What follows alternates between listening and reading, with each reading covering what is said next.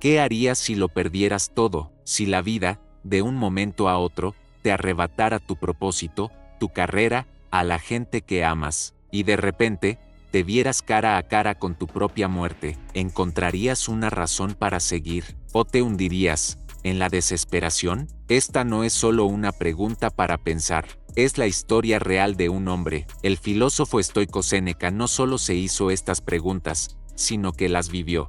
Fue uno de los hombres más ricos y poderosos del Imperio Romano, el consejero del emperador Nerón, pero su vida fue un catálogo de sufrimiento, una enfermedad crónica que lo asfixiaba, el dolor del exilio, la pérdida de sus seres queridos, y, al final, una condena a muerte ordenada por su propio alumno. Justo ahí, al borde del abismo, cuando ya no tenía ninguna razón externa para vivir, Séneca encontró un secreto que le permitió no solo aceptar su destino con una calma que dejó a todos en shock, sino vivir de verdad hasta su último aliento. Y no es una fórmula mágica ni una simple idea antigua, es una herramienta mental tan poderosa, hoy como lo fue hace 2000 años, sobre todo si alguna vez te has sentido perdido, si luchas contra la ansiedad o si has visto cómo tu mundo se viene abajo. Hoy, vamos a descubrir ese secreto,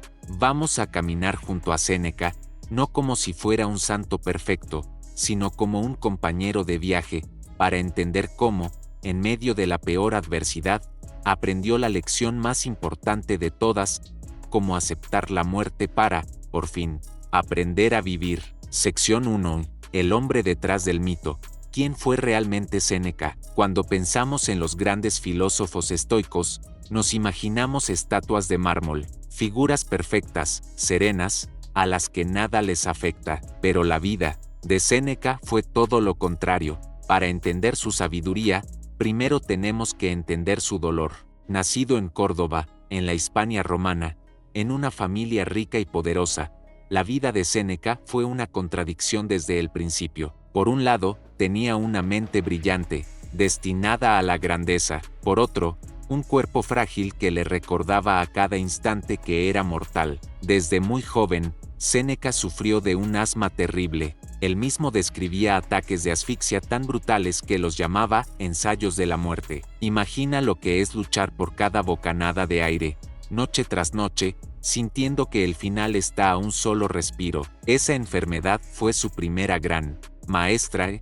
Le enseñó que la vida es un regalo frágil y que la muerte siempre está cerca. Su carrera política fue igual de intensa, un ascenso increíble lleno de peligros. Su talento para hablar en el Senado era tal que despertó los celos del emperador Calígula, quien ordenó que lo mataran. ¿Cómo se salvó? Uno de los consejeros del emperador le dijo que no valía la pena, que la mala salud de Séneca se lo llevaría por delante muy pronto. Sobrevivió, solo para ser condenado otra vez por el siguiente emperador, Claudio. Esta vez, lo acusaron de adulterio con la hermana del emperador y lo sentenciaron al exilio. Este hombre conoció el poder absoluto, llegó a ser el tutor y principal consejero del joven Nerón, prácticamente gobernando el imperio más grande del mundo y acumulando una fortuna inmensa, pero estar tan cerca del poder era como vivir en la ladera de un volcán a punto de estallar. Vio la corrupción,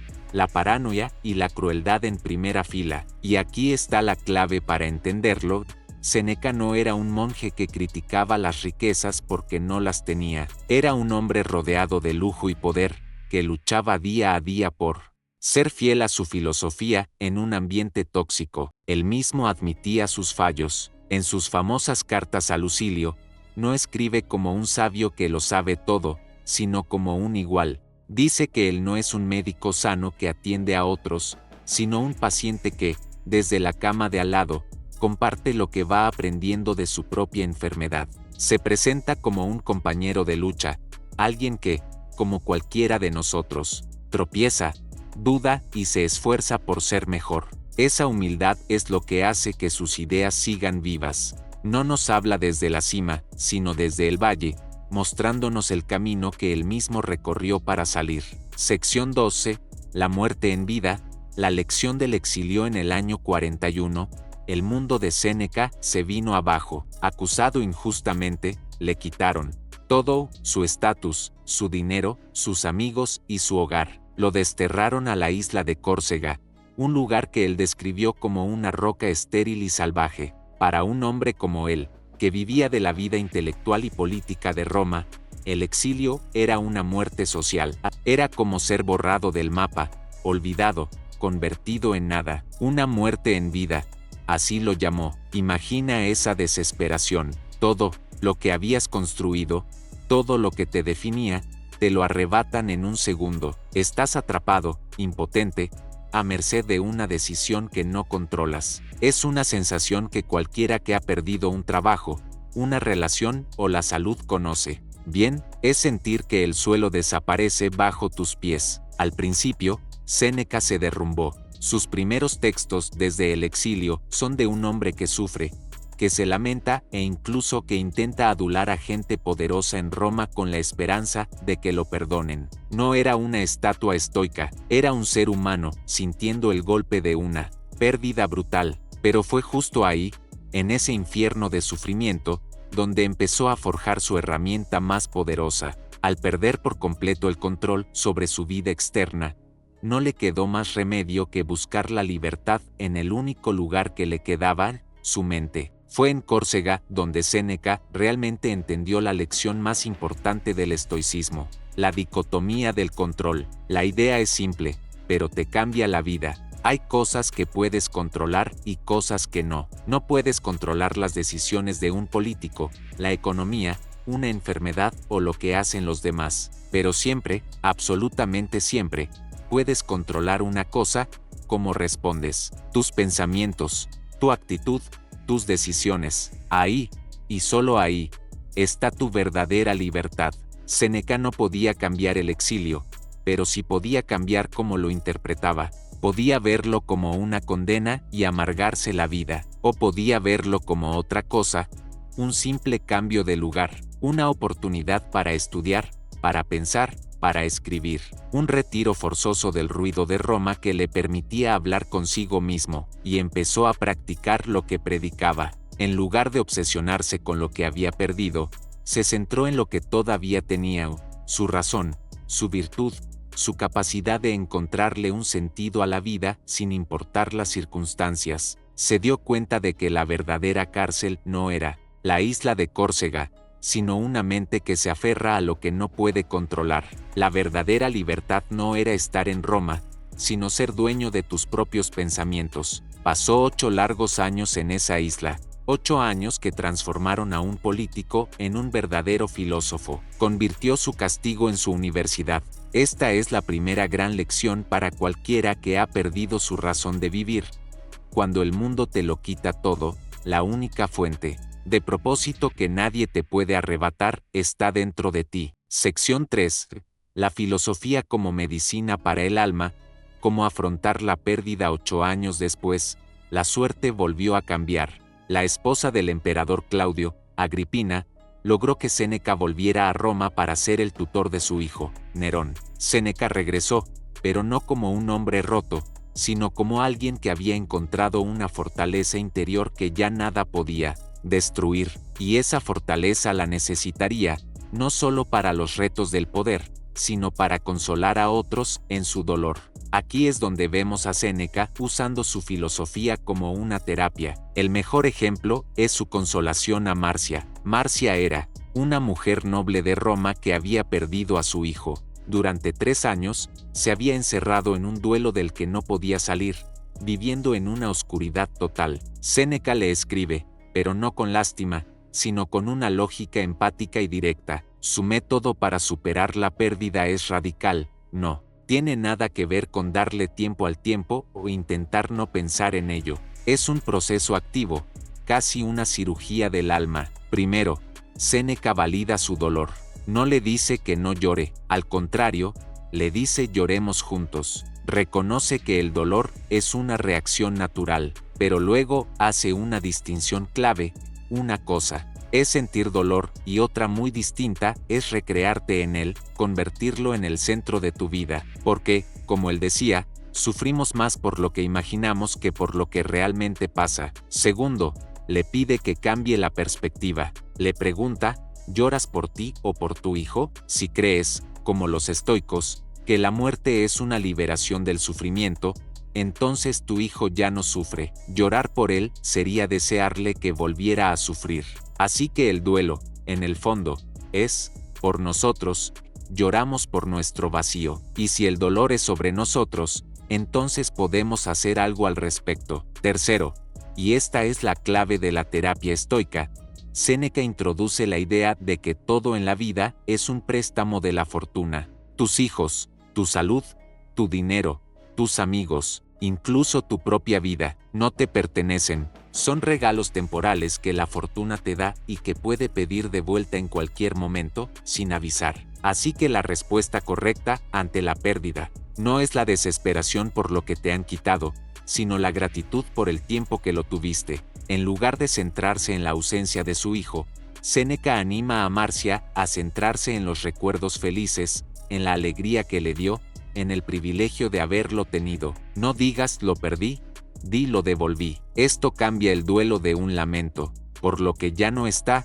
a una celebración de lo que fue. Es una medicina fuerte, desde luego. Exige que nos preguntemos, ¿de qué me sirve este sufrimiento sin fin? ¿Me devuelve a mi ser querido? ¿Honra su memoria el hecho de que yo viva en la miseria? La respuesta, por supuesto, es no. La mejor forma de honrar a los que se han ido es vivir la vida que ellos ya no pueden, con la fuerza que su recuerdo nos da. Hemos visto cómo Séneca afrontó la pérdida del control y cómo enseñó a otros a afrontar la pérdida de un ser querido. Si estas ideas conectan contigo, si alguna vez has buscado fuerza en medio de la tormenta, te invito a que te suscribas. Hablemos en los comentarios, ¿qué idea de Séneca te ha impactado más hasta ahora? Tu perspectiva siempre enriquece esta conversación. Sección 4.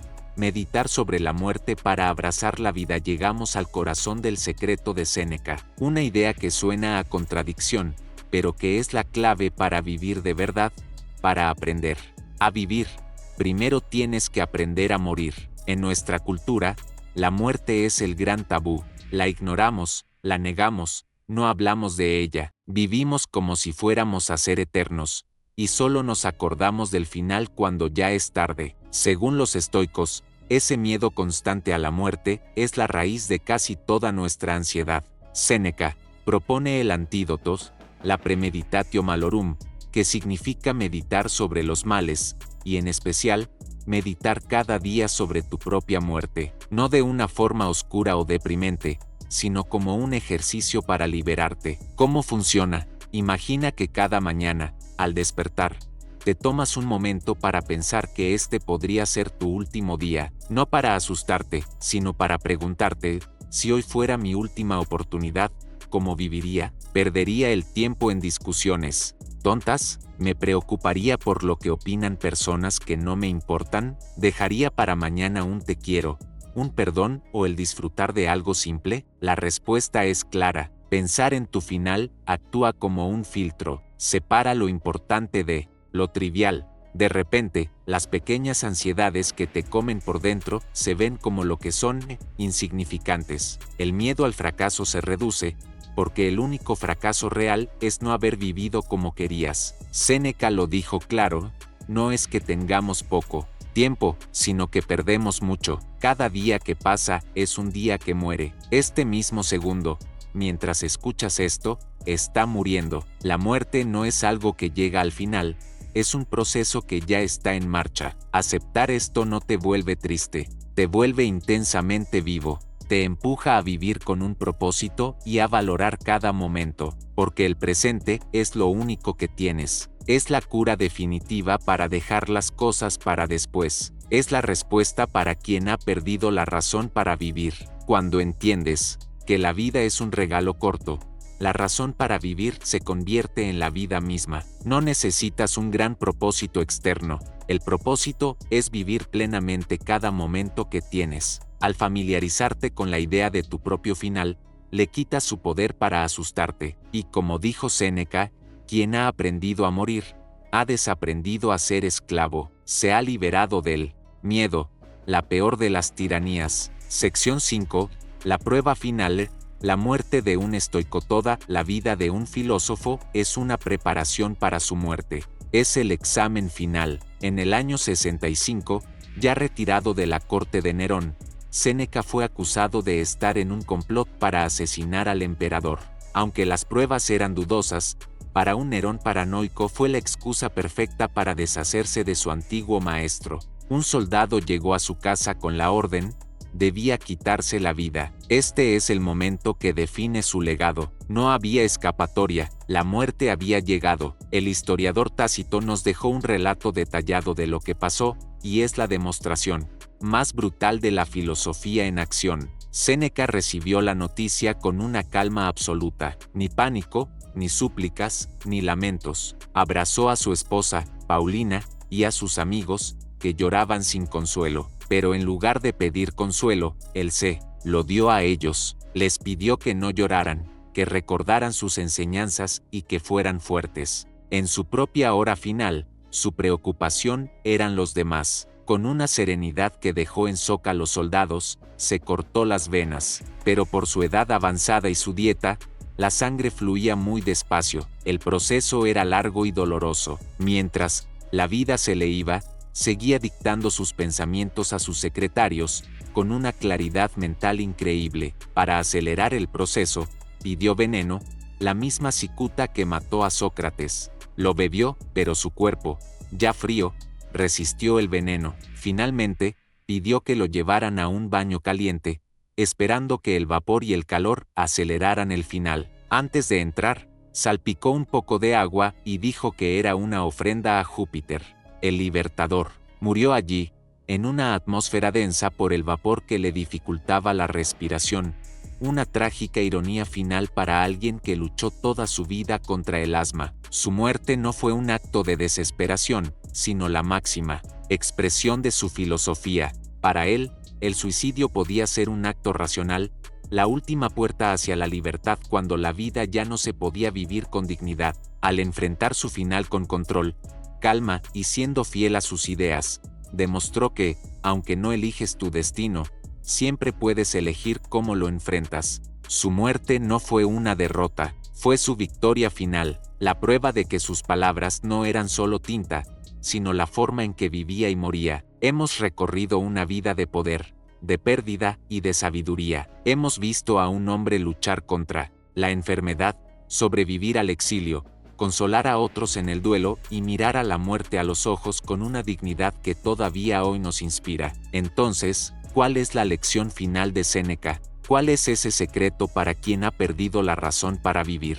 El secreto no es nada místico, es un cambio total de perspectiva, es entender que buscar un sentido de la vida en cosas externas, el éxito, el dinero, las relaciones, la salud, es construir tu casa sobre arena. La fortuna, que es caprichosa, puede llevárselo todo en un instante. La verdadera razón para vivir, la única que nadie te puede quitar, está dentro de ti, está en vivir con virtud, que para los estoicos significaba usar tu razón para ser la mejor versión de ti mismo. Está en tu capacidad de aceptar lo que no puedes controlar y centrar toda tu energía en lo que sí puedes, tus pensamientos, tus juicios y tus acciones. Séneca nos enseña que el dolor es inevitable, pero el sufrimiento es opcional. El sufrimiento nace de nuestra resistencia a la realidad. La paz llega con la aceptación. Aceptar la pérdida, aceptar la enfermedad, aceptar la injusticia y, al final, aceptar la muerte. Pero aceptar no es rendirse, es un acto de valentía, es dejar de luchar contra la corriente y aprender a navegar el río con propósito. Al aceptar la muerte, dejas de tenerle miedo y empiezas a valorar la vida. Al aceptar la pérdida, dejas de lamentarte y empiezas a sentir gratitud. Al perder todas las razones externas para vivir, encuentras la única razón que importa, ejercer tu libertad interior para ser la mejor persona que puedas ser. Aquí y ahora, la vida de Séneca es la prueba de que se puede encontrar la paz en el caos y un propósito inquebrantable cuando todo lo demás se ha perdido. Su lección es eterna: no esperes a que la vida te dé una razón para vivir. Conviértete tú en la razón.